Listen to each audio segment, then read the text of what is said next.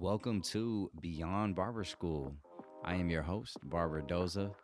This podcast, Beyond Barber School, is a space where listeners will hear stories from barbers, educators, and founders that are elevating the barbering industry in and out of the barbershop. Our hope here is to empower barbers with the knowledge necessary to take a courageous next step in their barber journey. Welcome to Beyond Barber School.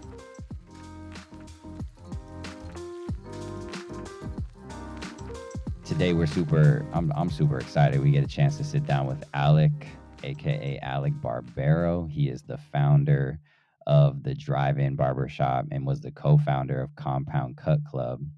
He lives in Edmonton, Alberta. He is our first guest from Canada. So this podcast is officially going international. And so really excited about that. And I'm excited, honestly, that Alec is going to be the one that's making us go international. So the first time I ever heard or saw Alec, he had this 0 to 1 million post was how I first found out about you, which I thought was goes way back, right? I thought that was pretty dope. And then I saw you make posts about or with, should I say, I think they're pinned. Some of them are pinned to your profile. You had a picture with Alex Hermosi. Then you reposted of Sahil Bloom, and then there's a picture with you and Gary Vee.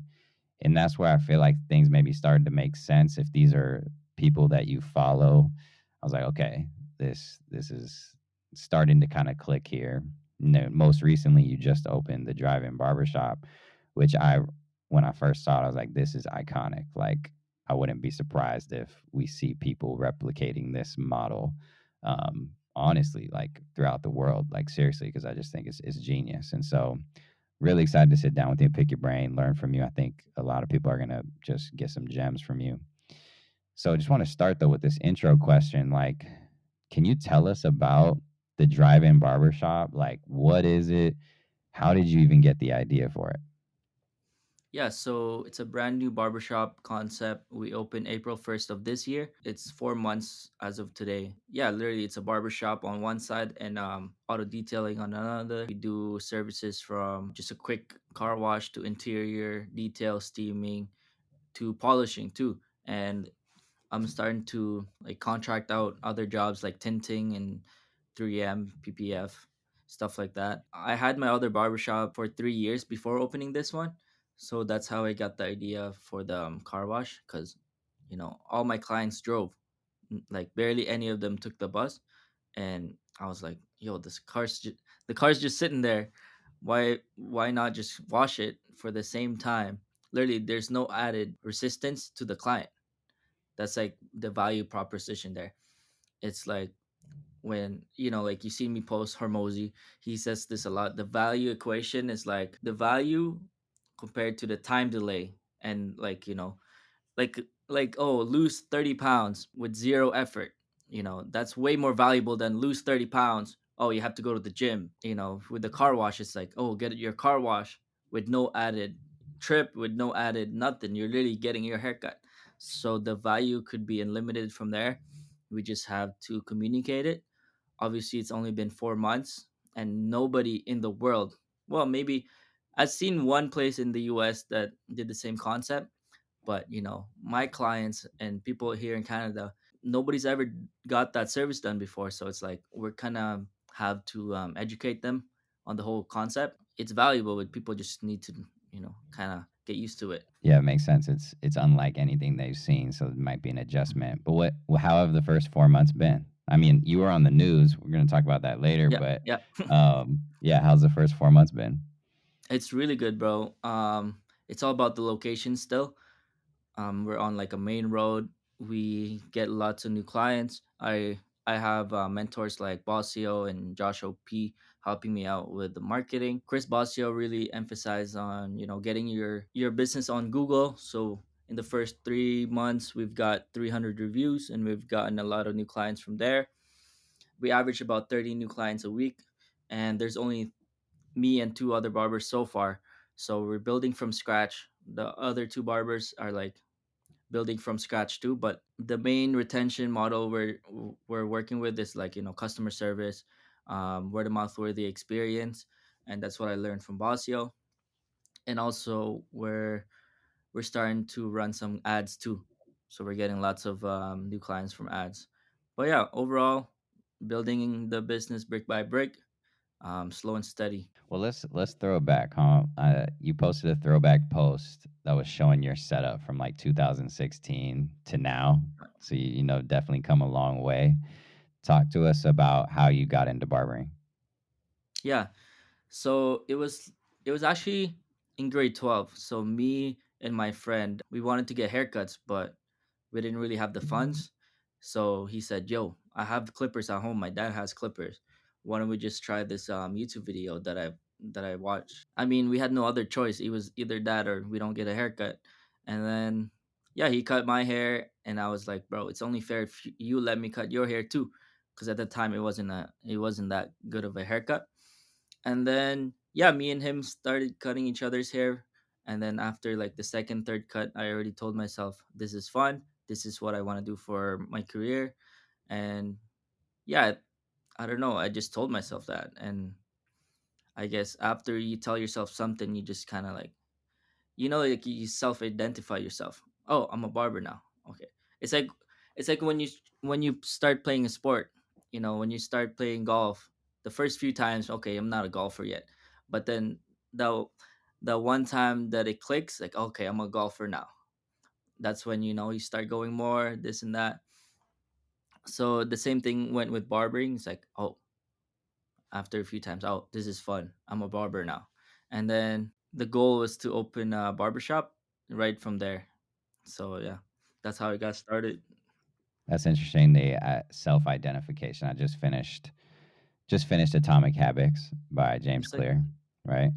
And right there's a part in the book where he talks about identity, right? Of yeah, when yeah, you make that flip and you say, I am a barber versus like, oh, I'm learning how to cut hair. I'm trying to cut yeah, hair yeah. is a huge difference, right? When you start saying I am something, it then is kind of the catalyst to then, build a habit on it. But that's super interesting. Well, talk to us about like dreaming big, right? It seems like you dream big, right? That's not anything new for you or maybe Yeah. even scary, but have you always been that way? Have you always been like consider yourself like a big dreamer, always had ideas? We were talking about basketball earlier. My new routine now is to just make 100 shots every Monday. But I think sports really helped me out with that mentality. So in high school, I wasn't that good at basketball. And then I kind of just played every day, practiced every day. And then I went from grade 10, not making the seniors team, to grade 11, making seniors team, and then becoming most improved. And then grade 12, becoming MVP. Was like, oh, okay. It just takes work to become that result. I kind of like tied the two together. Okay, you put in the work, you get the result. And I think that's what taught me the whole concept of like, okay, if you just want something, it just comes with this. It just comes with work. I just tied it together. I look at people like Elon Musk and like the crazy successful people, and then I look at those people and think like, damn, there's nothing really special about them. Okay, they could be really smart, but like, what makes what makes you not be able to do what they did? It's the same world. Literally, it's the same exact world. I don't know. I just have the perspective now where each result you want, it's tied with what work you need to put in. I guess I've always thought like that. It doesn't start with dreaming big. You start, kind of working yourself up. Like I didn't know I was gonna have this drive-in barbershop.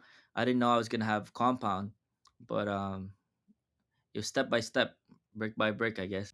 And I always try to reverse engineer it. Which activity would kind of teach someone that whole concept of work equals result? So that's all. I think that's all Well, it is. Is like understanding that whole concept. Because a lot of victim mentality are like, oh, I'm not successful because I'm not born this way, this and that. There's always that blame. So if you can take that out of someone, that they'll get the mentality. I mm. think that's all it is. Hey there. Thanks for listening to this episode. If you're enjoying it and you want to learn more from my content, I highly recommend subscribing to my weekly newsletter called The Guideline. It's an email newsletter that's really the best place to stay connected to all things Barberdoza. You can sign up through the link in the show notes or go to my website at barberdoza.com. All right, let's get back to the show. When you have dreams, right? Like, Hmm. you know this, like you have a vision for something. There's obviously challenges along the way, right? Where you're like, man, this is hard, maybe harder than I thought, or you hit a roadblock, or you hit like something unforeseen. What inspires you, or what inspires you to keep going, right? When Mm. you are on the road and you're like, ooh, got a little surprise there, right? What inspires you to keep going? Well, when I hit like different problems or challenges, I kind of already expected it. Understanding that it's all part of the game, and like this is her Hormozy phrase. Like if you watch Hormozy, you would think, oh, I'm just copying, but at the same time, I do understand what he's saying. So we all we we all kind of just um our goal is to just keep playing the game, right? Like understanding challenges and problems are part of the game. When you get to that point, it's like, oh shit, this came up. You start being grateful for it. Like, oh, okay, you know this is what I signed up for. Let's say I'm sitting there retired. Let's say, at 65, 70, I'm just sitting there doing nothing. It's like, I'm gonna miss these times. Like, yeah, remember when I had problems to solve. I look at it as an opportunity, I guess. So that same mentality, like, oh, okay, this is what I signed up for. This is the game I wanted to play. So get her done. So when you have a dream, right, and obviously you've had, multiple dreams, even started multiple shops, right? Like Mm, probably started as like an idea. In order to make that happen, you have to talk about the operations, essentially okay. how you actually gonna do it, right? I think they say a vision without a what is it? A vision without a plan is Mm, just a dream, essentially. yeah. You got to have a plan to actually make it happen. And so, talk to us. What was your plan to even open up the drive-in barbershop? I think there's like a dilemma with barbering right now, like with barbers going to suites, like people not seeing the value in the barbershop, which is, I think, it's actually a really good route for barbers. Like, I don't mind that. Like, okay, not everyone's built to be a leader. Not everyone's built to, build something big. Some people just want that good money, because barbering, you can earn good money when you're in the suite. But with drive-in barbershop, it's such a unique concept where, how do I bring value to the barbers? So that's ideally the question we're trying to answer, is like, okay, why would barbers want to work for me in my barbershop? Okay, they can have that vibe, they can have that clean environment, but they can still do that in the studio. But with this concept, it's like, yo, clients are wanting to come here not just because of the barbershop, it's also because the car wash. It's such a unique, you know, position that I think it gives me an industry advantage. And yeah, it's way more scalable. And my plan is to actually launch membership, which I'm launching next month. So each client will be a member here. So, they're stuck to the business, they're not stuck to the barbers. At the same time, I still want to teach my barbers how to create that connection so that they retain each client, obviously. But ideally, they're still coming here because of the convenience. Not everyone's going to use that convenience, but I'll still give that value. You know what I mean? Like, I had a different barbershop, and I actually just finalized selling my shares. Like, there's a lot of reasons why I sold my shares, but the main thing is just focusing on one thing at a time. Got it. I was gonna ask actually how you manage because you got a lot, right? Before when Yeah. I wrote this interview, I think something changed. So you Yeah. managing cutting hair, owning two shops, and creating content. My question for you is how are you managing that all? Because that is a lot. Like, how do you stay focused? And so I'm curious, like selling your shares, was that partly because you felt you were spread too thin, or talk to us about that?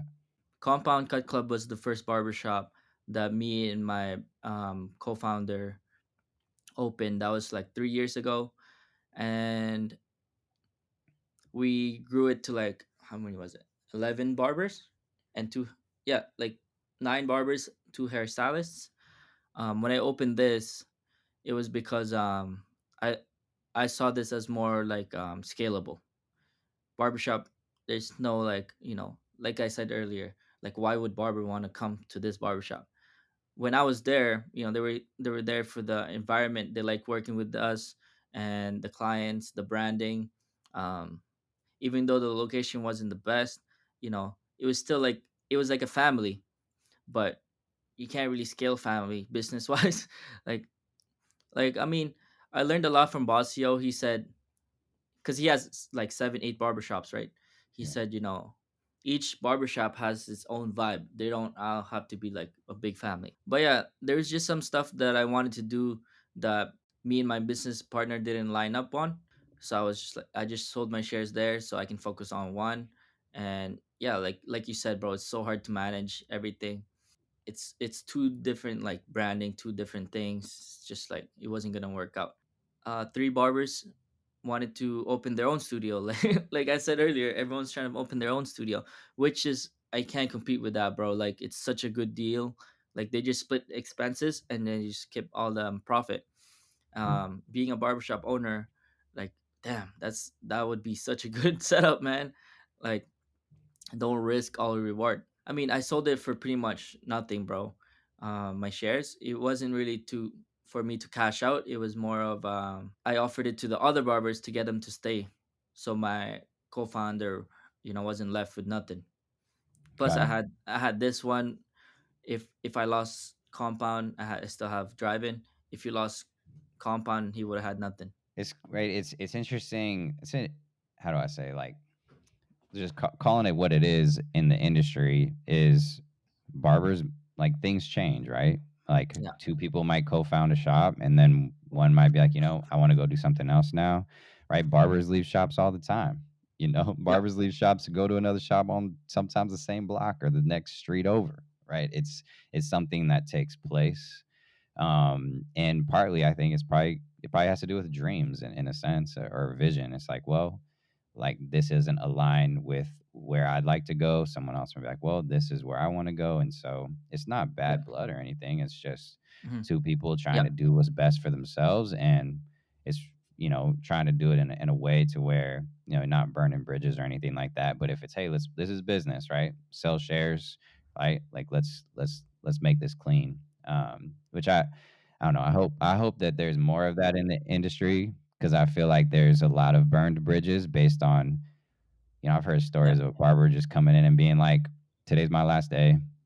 Not even like 2 weeks notice, not even like, and then they go down to open up a shop on the down next, the block. the next street. It's like, dang, like, we could go about this in a more professional Yeah, way. But anyways, that's probably a whole other topic in and of yeah, itself. bro. It's like, everyone's everyone's just looking out for themselves these days, man. Talk to us about mentorship. I mean, you're alluding to it, of having, right, there's mentorship with certain, how do I say? I don't want to say influencers, but thought leadership, even whether that's like Hormozy or Gary Vee, right? Those types of Hmm. people. Then there's industry, like barber industry thought leaders, like, you're alluding to even Basio, and I'm guessing you might even be a part of his like 6-figure barber mentorship program, or maybe. But how has mentorship influenced your career? What's been the impact of it for you? Yeah, I mean, it plays a huge role in my first shop success. Literally, we're like number one on Google and stuff for like most reviews, and that was because of the mentorship program. I was like one of Bossio's first. So he launched it. I was the second group, so I was pretty early in it. Nice. And then, yeah, just setting up the business, tracking everything, um, getting those Google reviews and the SEO website. Yeah, literally, as a barbershop owner, I thought I thought those things didn't matter, but looking at it from someone that's done it before, it's just time traveling. Instead of you learning it on your own, you just look at someone else who's been there, done that, and then just replicate what they did. I think people undervalue mentorship so much because um, I don't know. I guess they don't value their own time. Well, I guess for Basio, it was like he's where I want to be. Why not just ask him what he did? Like, okay, Hormozy said this. It's like, okay, how much do you make? They say the person said 40K a year. It's costing you 960K a year, not knowing how to make $1 million. So so knowledge is so valuable, bro. Like, okay, why aren't you? Yeah, like he said, like, why aren't I making $1 million? Because I don't know how. So if I knew how, I would be making 1 million. I guess so. We're lucky to have people that are just willing to be transparent on what they did to become successful. Because there's literally no secrets, bro. It's all like what they did. Mhm. So if you just replicate it, put your head down and replicate what they did, it's crazy. And yeah, with Hormozy and Gary Vee, they always post content, and I just watch them. Like, yo, it's free. It's free nuggets right there, and it's yeah, you don't have to pay for it. Like Basio, I had to pay, and actually, like, I seen, I see my shop sales go up like this. Like it's all proven. Like I had track records. I mean, it was one of like reasons how I got that barbershop so successful. Yeah. Right. That's the whole idea of return, right? Return on investment, Oh yeah. essentially, right? It's like, it's interesting. The framework that I looked at some things at is, well, we spend money, right, on things that we think are valuable. You wouldn't spend money on something you didn't think it was valuable, right? It's Mhm. like, well, should I spend X amount on this? Well, that's a little bit maybe more than I want. But you might be like, well, but it's really valuable though. And so yeah, it's worth it. And so even when we think about dropping maybe money on like six figure barbers or the six figure barbership mentorship program, it's like, oh, I have to pay this amount of money, but you're not looking at it as like, well, what's the return on this investment in my own knowledge, right? You might spend X amount, but you end up getting a return of 3X on it. Yeah. And so it's definitely worth the investment for sure. um, which is just a different framework, right? It's like, oh, I have to pay, or it's like, no, you're not paying it, you're investing it, right? Just like little kind of shifts there. I feel like are have been Yeah, significant bro. even for me, right? Talk to us about Yeah. challenges though. I mean, is there like right now as you're going through, Mhm. 4 months into launching the drive-in barbershop, what would you say is like, what are some of the biggest challenges that you're facing like right now, or some challenges that you're kind of navigating right now? Yeah, 4 months in, obviously would like to have the schedule more booked up. The two barbers I have with me are pretty much starting from scratch, but they're already doing well. Like last month, my one barbers did like 7,400 in sales. The other did like 6,200. So like 3 months in from brand new, I can't complain at all. So I want to be fully booked. At the same time, comparing it from where we started, I'm already grateful, right? So understanding it takes time.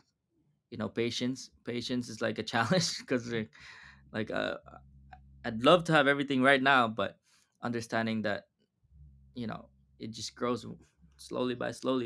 slowly and surely. Yeah. And finding more barbers here is like, do I really want someone fully booked already? What value am I giving to them? Okay, I guess I could give their clients that car wash option, but that's about it. And yeah, trying to just create that value to the world, not even just to the clients, not just to the barbers, just overall, like stuff like this, bro. This is perfect. So um I don't know, the challenges is just, yeah, the main one is getting more clients in, making sure that we have the right systems. And it's very early, 4 months in. We don't want to fall off of our the right habits. Making sure we greet everybody, we're staying professional, we're following up, all of this small things. When we start getting comfortable, that's when our quality of our service, our quality of the whole business just goes down. So yeah, upkeeping brick by brick. It's interesting you said the word systems, right? Which Mhm. is one thing that you we're talking about basketball even, right? You think about like every basketball coach, right, has a system, right? They got a system of plays, they got a system of defensive schemes, like etc. There's you could talk about Phil Jackson like introducing the triangle offense. Like that's a system that maybe isn't you need everyone to buy in, right, to the Oh system yeah. before you even start seeing success, right, or it actually working.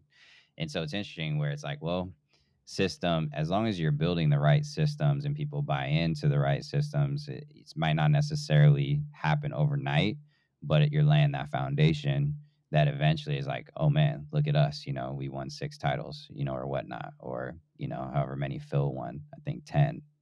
And so right? And it's what do they say? I think that was the other thing in the Atomic Habits book where it talks about your problem is probably within your system.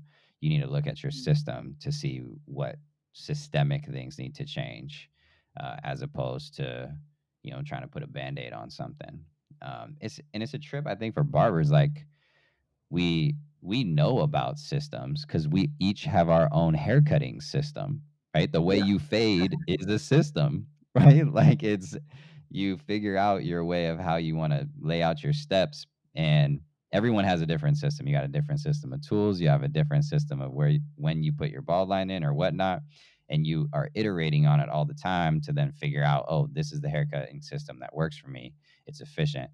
It's like, why don't we think about that same way in business, right? We know what Yeah. it's like to do it in haircutting, but I feel like we, maybe lack that on the business side of things. But obviously, you have to think about it as a shop owner, right?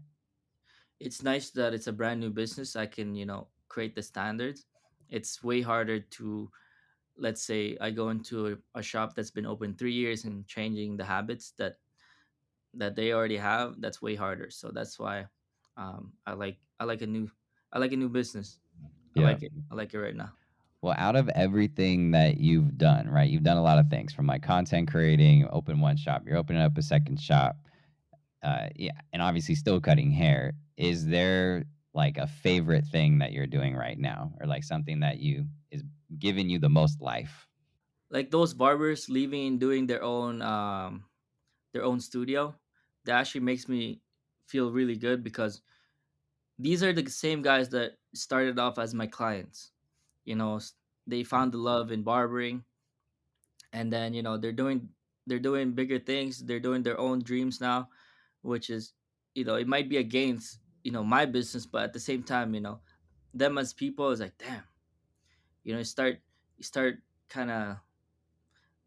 I'm super proud of them, man. Like that's the end goal, is to just kind of share the passion to other people. I kind of introduced them the barbering concept, but the next thing would be barbering business. So anyone can cut hair, but not everyone becomes successful. So teaching how to become a successful barber business would be the next thing. So yeah, teaching would be the thing that gives me the most joy. I think Yeah. that's gonna be the well. I'm trying to figure it out here. Systematize it so that it's scalable. So that, let's say I go over there. Let's say there's a barbershop struggling. I can just go up to them, be like, all right, do this, do that, do this, and then next thing you know, it's a booming business. That's what I want to be doing. I think that gives me the most joy. No, that's cool. I've thought about that too. Of like how would that work? Or essentially, consulting is basically what it is, right? If a shop owner was struggling and was looking for consulting, essentially, Mhm. like what would that look like? But then also, I don't know, is that a one-time fee? Is that an Yeah. hourly by session, or is that like, hey, give me let me get a piece of the Profit share. revenue of if I'm able to help you increase your sales by X amount. But I want to ask though one thing about because Canada is different than the US, even how you just talked about that. Like you had some clients who saw you cutting hair and they were like, oh, I want to do this. So set the record straight for me because in the US, obviously, you got to go to barber school or you have to be an apprentice. Then you got to go take a test to get your license. What is it in Canada? It's different in different provinces, but in my province, you still have to go through the whole apprenticeship, and they just came up with the barbering trade. It used to be a hairstyling trade, so that's just a 1 year program. You can just do your hours in a shop and then go do the test. Um, but I had to take the hairstyling one, which is 2 years. But yeah, literally, it's not that hard as long as there's people already licensed that you can just apprentice under. Um, yeah, you just sign up online, bro. You're an Got it. apprentice, and nobody really checks. There's a lot of illegal freaking barbershops out there. Nobody checks, so it's not something that people are scared of here. Got it. So you okay, so it's not school. It's you have to be an You apprentice, can basically. go to school, but it's Okay. like way more expensive, bro. Like it's not worth it. Got it. You might as well just do the apprenticeship. That's interesting. Yeah, I was Mhm. wondering about that because I'm like, oh, the name of this podcast is Beyond Barber School. But I'm like, I don't even know if they got barber school in Canada or not. Oh yeah, yeah, yeah, we do. It's not as big as like the U.S.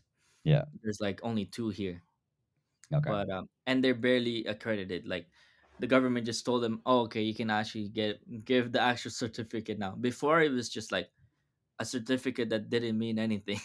Right. That's why I wasn't telling them to go there. Like, oh, that's not even like accredited by the government. Got it. If someone checked your license, it wouldn't be um yeah, like it wouldn't work. I don't, It is interesting, right? So I lived in Europe actually for 2 years and have traveled a decent amount. And I remember Mhm. when I was in Denmark, it was kind of the same thing. I just like asked, I try to get a haircut in like as many countries as whenever I visit a new country, I Yeah, try to get a haircut.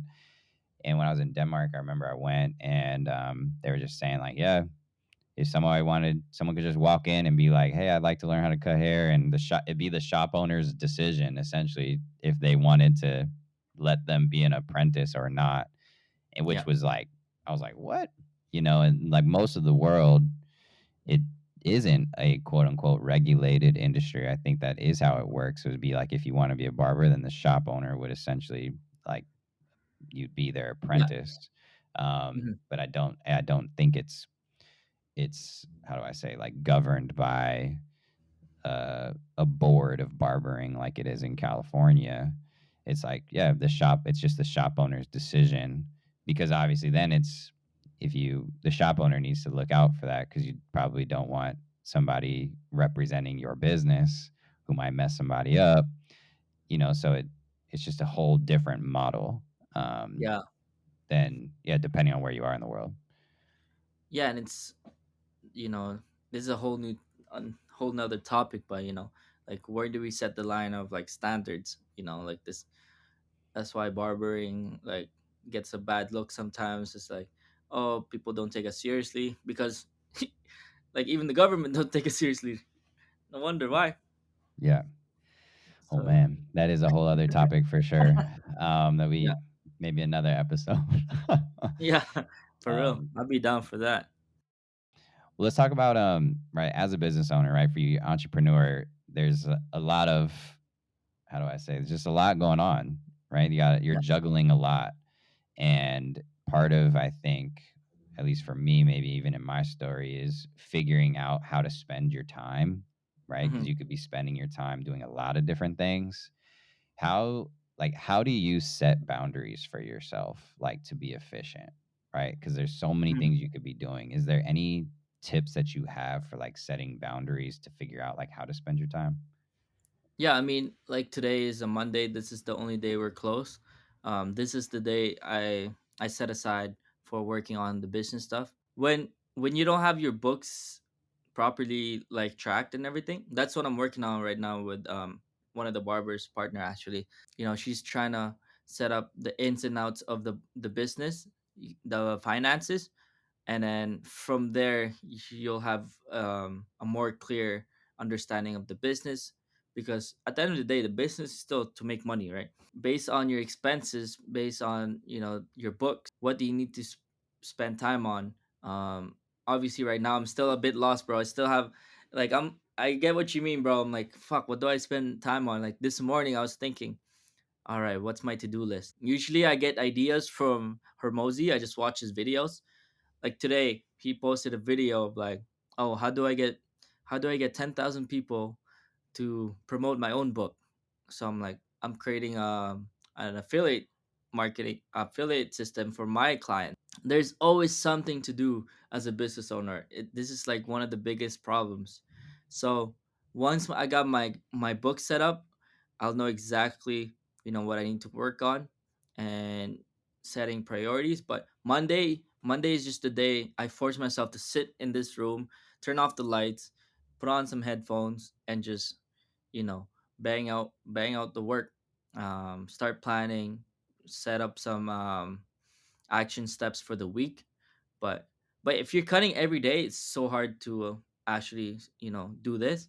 So you need to set one full day just for this stuff. But yeah, I think I'll get a more clear understanding of action steps once I have my account set up and once I know exactly what's going in and out. That's why I wish Pi Booking was here. If I had that accounting firm for barbers, and if it was in Canada, I'd hop on that right away, because that's so valuable. What you're spending time on, it can be determined by your books to see the in and out. Oh, I'm spending too much time on my car wash. Oh, I'm spending too much money on my barber supplies. Oh, so how do you? It's like little efficiencies you can create in your business to save you money, to make you more. I know you've been talking about Basio a lot, and Mhm. I just gotta say, like, no shame here. I'm a huge fan of Yeah. Basio. I got a chance to meet him a couple times actually at a couple expos. I'm trying to think. First time was probably it was actually in Iowa. It was Clash of the Clippers was the expo that I met him at. And then I saw him again in Tennessee at the Tennessee Barber Expo. Got a chance to meet him and talk to him for a little bit. And I just gotta say, like the things that he is doing in the industry, whether it's the thing he's doing with Tomb 45 or his mentorship program, or now Pi Accounting, which if no one's familiar with Pi Accounting, I really encourage you to go check them out. It's essentially like a monthly accounting service just to make sure that you do understand your books and that your business is set up in the right way, whether that's licensing, whether that's understanding how much money's coming in, how much money's going out. It's a topic that I'm really passionate about as well. And it's just been really cool to see the things that he's been doing. I don't know if I realize though, but you're basically saying is that he's only really available in the U.S. then right now. Pi accounting isn't Yeah, available in Canada. Is that what you're saying? the taxes and stuff is like different over It's here, different. Yeah, and then makes sense. you need like a whole different license and shit. Got it. Because he's got actual accountants working there, right? Yeah, And it's like, damn, you yeah. guys are lucky, bro. Take advantage of that, bro. If I was in the U.S., man, Yeah. I'd be so The grateful. Yeah, the principles of it though, of even what you're talking about is the way I Yeah, kind of look at it is like, well, you need to know like where the boat is leaking, right? Like yeah, if you're leaking, or another way to think about it is like you got to stop the bleeding. Like if you're yeah. bleeding expenses, you got to know. So unfortunately, maybe I'm gonna stereotype here, but I know so many barbers that eat out lunch every single day, and it's like, hey, if you just pack the lunch, Yeah. I'm not saying every single day, but if you just didn't spend $10, $15 on lunch, then you probably would be saving a lot. And so there's that mirage of like, oh, well, I made $500 there. So you made $500, but how much did you spend? Right. Like, and that Mm. $500 could be misleading because you're not actually sure the expenses. Or you talk about, well, you don't even have a separate business account. So you're mixing your business and your personal expenses. Like, there's Yeah. just so much there, so much like just basic financial education or financial principles that every business owner should know. Mm. And again, like I know it's kind of the things that they're kind of spoon feeding, putting it on a platter for you with Pi Accounting. So if you're listening, you definitely should go take a look at them for sure. This is not a paid sponsorship, by the way, Yeah, this is not at all. Not although Basio, if you are listening, who know we could talk about it. Well, let's talk about you being on the news though, because that was pretty cool. what was that like? How did that happen? Did they reach out to you? Did Yeah, you reach out to them? Like, what happened? yeah. Literally, we got a DM from the person working there. She said she drove by and saw the sign. So my sign is huge, bro. It's like 47 feet by 7 feet. So it's huge. And the road that's right beside us, it's 50,000 cars drive by every day. That's when I say location matters, it matters. Even like getting on the news, some like really famous sportscasters have tweeted about the sign. They literally took a picture of the sign. So opportunities like these is because of your location. So yeah, she literally just DM'd us. We said, yeah, sure, obviously. And she came in, asked us a few questions, and yeah, a few weeks later, it's on the news. It's like this. It's the smoothest transaction. There's someone I was just kind of found out about. I think her name's Susie Moore, I believe is her name, and she talks about PR, essentially public relations, and how powerful that can be for marketing your business. And that's essentially right what you're talking about. Like it costs you no money to be on the news, right? Like there, Yeah, you could spend lots of dollars on Google ads, or you could spend a lot of money on even like a sign, right? Like those are dollars spent towards marketing. And then if you can find these other media outlets where they, right, all these media outlets, they're always looking for a story, right? That's literally their job. They got to go find a story. And so public relations would even be being strategic with your business partnerships in town in a way to where if what your offer is so valuable, they're gonna be like, well, yeah, we'd love to do a story on you. And it costs no money, right? Like, yeah, I mean, unless you just think about, oh, they came to shoot, maybe that costs you money of you could have done a haircut. But I mean, the credibility that you get out of that is so worth it. Where you can say, yeah, I've been on the news. Like not how many barbershops can actually say that they've been on the news. Also, there's the line in the article or in the interview when you said, I want to say the line was, "We don't sell haircuts, we sell confidence." yeah. Did you just say that off the rip, or were you planning on that line? No, no, that's like the company's. Like we say that a lot in our meetings. We have daily meetings. We have weekly meetings. I like to remind them like, bro, anyone can do a haircut, bro. But like, why are the people getting it? Why are the people getting their car clean? It's good to communicate the deeper meaning behind what we sell. So yeah, no, that's always been like our thing. We sell confidence. It's awesome. I mean, that's the other thing. How many barbershops out there have like a mission statement or like values, or say, hey, this is our phrase, everybody, even have daily meetings or weekly meetings. Hey, this is our tagline. This is what we're about, which is interesting, right? I mean, obviously, you go look at any big corporation on their website, they're going to have a mission statement. They're going to have like core values, right? They're going to have something that aligns everybody together, like a North Star that everybody's shooting for. And so I didn't think that that was by accident, because that line doesn't just come out of nowhere. I was like, that has to be like in the mission statement or vision statement or Yeah, part of the DNA, because and then but the execution of it, I was like, man, that's so cool to see. Even the news, right? They decided to edit that clip in, yeah. obviously, right? And so I don't know. That just to me just shows the value that Thank you're you, that bro. you're putting out there and the intentionality. We go back to the mentorship. Like, if you go to Six Figure Barber course, he talks about that, and that's where I learned it. Basio talks about it. I'm like, I need it, Yeah, and it works. It works. definitely. Well, let's talk like moving forward, right? What we can expect from you moving forward, because obviously you've done a lot, and honestly, I think you're pretty young in your career too. Would probably be my guess. Like you got years left. You got a lot Mhm. ahead of you. What can we expect from Alec moving forward?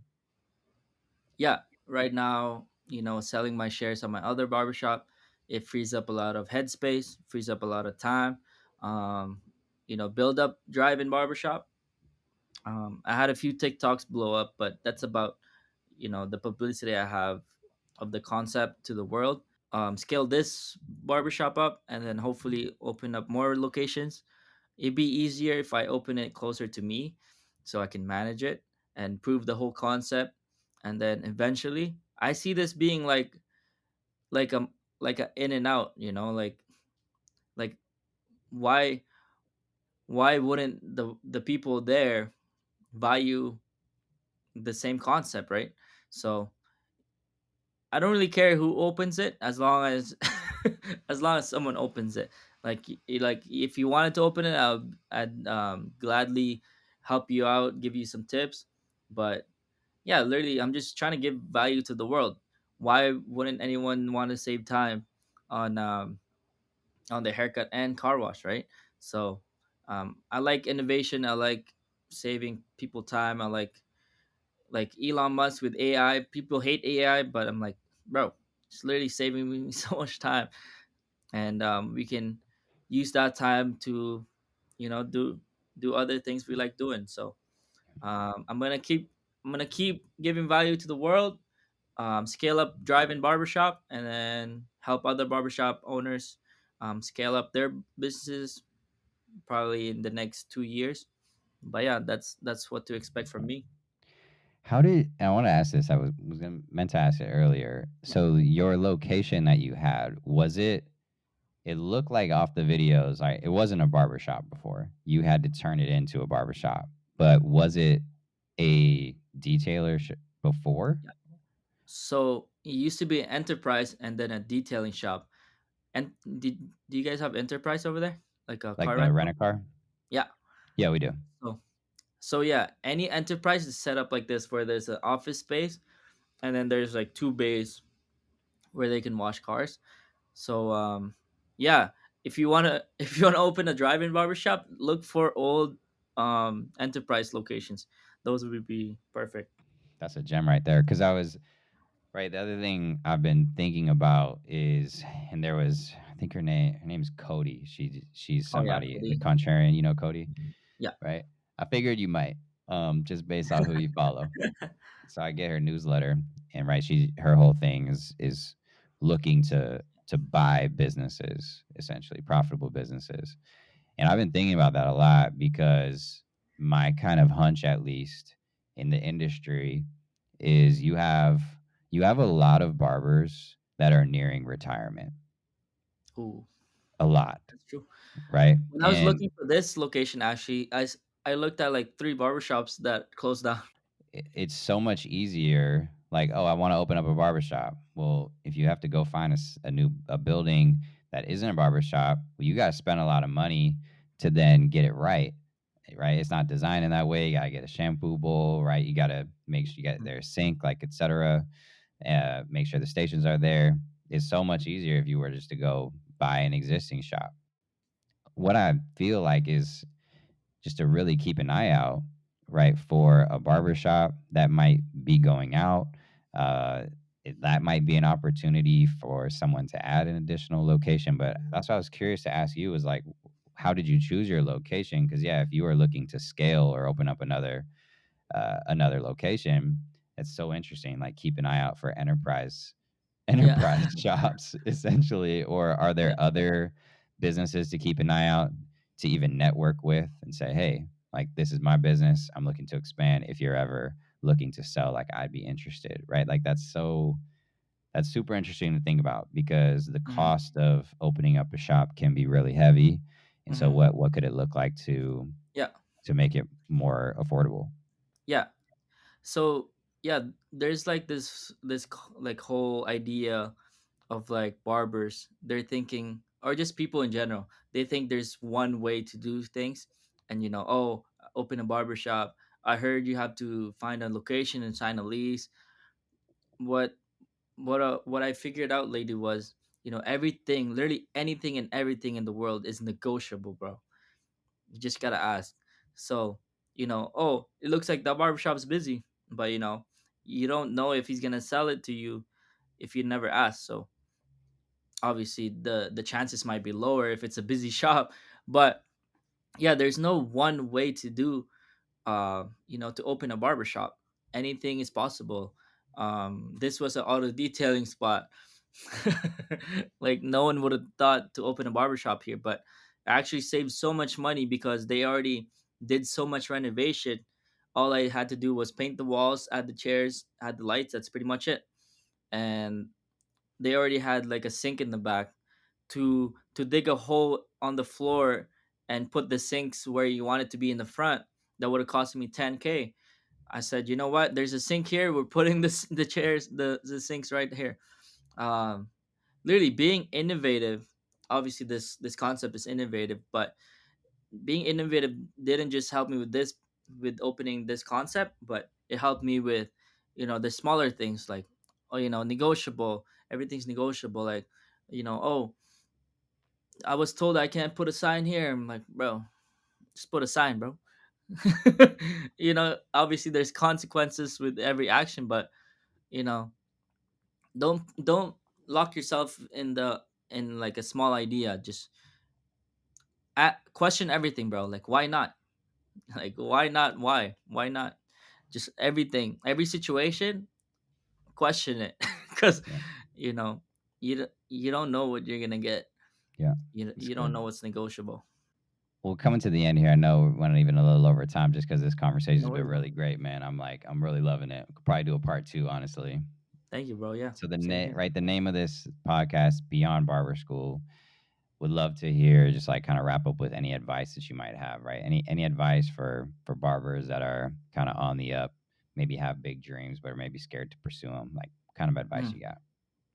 You really just have to ask yourself, what do I really want in this barbering thing? You could dream small, you could dream big, but everyone's kind of just doing what's best for them. And I can't hate on that, bro. I can't hate on that. You know, not everyone's gonna want the dream I have. So yeah, it's just all about self-awareness, bro. Why are you a barber, bro? Are you a barber because you want to just cut your clients and have that community within your clients? If so, yeah, you go in the suite, go in that studio, man. Don't let people like me that I think I'm an influencer, other influencers, decide what's best for you. Just do you. So how do you find out what is you? So self-awareness. um Look at different perspectives, look at what other people are doing, and see if that's something you would want to do. So yeah, I guess just follow follow your heart, bro. That's a deep one, but I mean, I think that's very broad, but I Yeah. guess that's the advice I have, bro. Well, thank you so much, Alec, for joining us.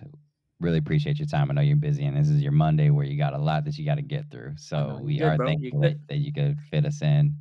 I'm going to include like all your contact information, but do you want to go ahead and tell us like what's the best way for our audience to follow your journey?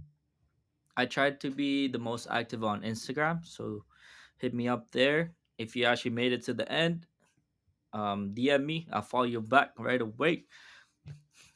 You can take my word on it. If you made it to the end, man, I have to follow you back. I feel like I have that connection with you now.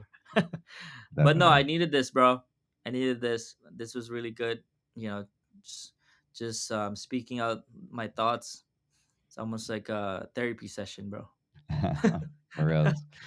Well, yeah, man. I mean, you've accomplished so much. I hope this has been encouraging to you, even in knowing that I'm some. This is the first time we've met. It's the Yeah, first time we've talked, right? I just DM'd you and said, hey, I'd love to interview you, and so I hope you know that you got people like me. I'm sure I'm not the only one that's rooting for you and have thank you, been bro. inspired by your journey and all that you've been able to accomplish and make happen, right? All the dreams that you are already a reality and the dreams that you still have that maybe aren't quite there yet, but probably just a matter of time.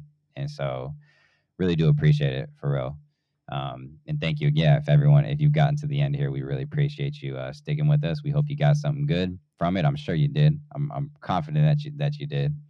And yeah, always if this is valuable, you can always leave a review for us on wherever you're listening to this. It's great for the podcast.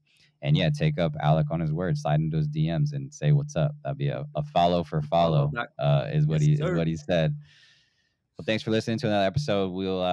We got some other episodes actually lined up that I'm really excited for. Got some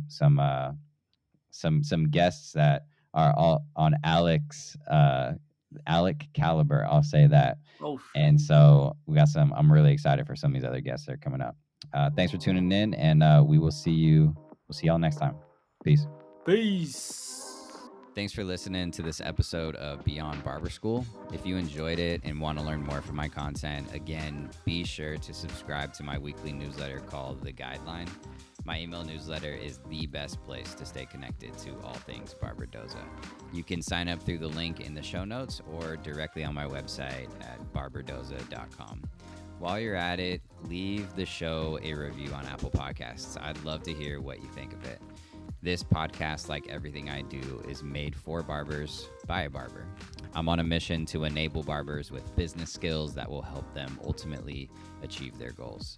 Thanks so much for your support, and I'll see you next time.